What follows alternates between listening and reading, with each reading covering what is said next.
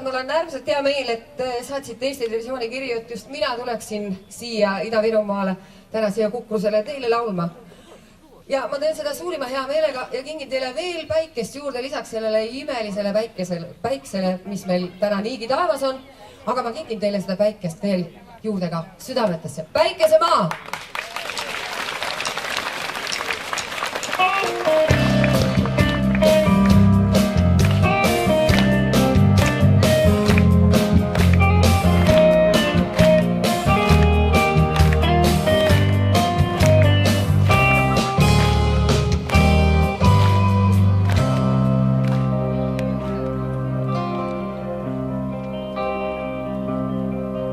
Ainult hetk, kui ilm siin pilveloos, et päike kirkal pilgul meile naeratas.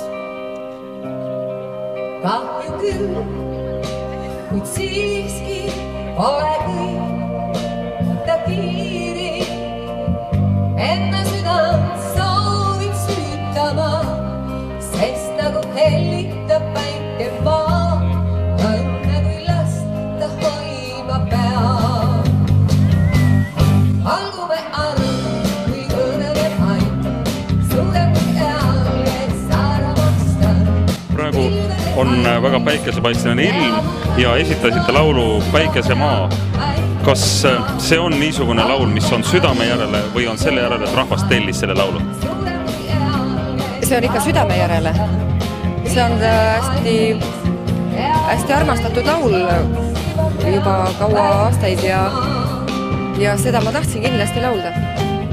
Kas niisugune asi võiks ka kõne alla tulla, et istute ise teleka ette ja vaatate, kuidas teil lauluga maale saates laulmine välja tuli? No, salvestus oli imeilusa päikselise päevaga ja rahvast oli palju ja salvestus läks kenasti ja ma kindlasti võimalusel vaatan ise 18. juunil seda saadet televisioonist ja kutsun teid kõiki vaatama.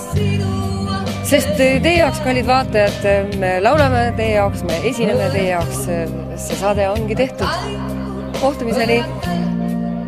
Eks ära siiski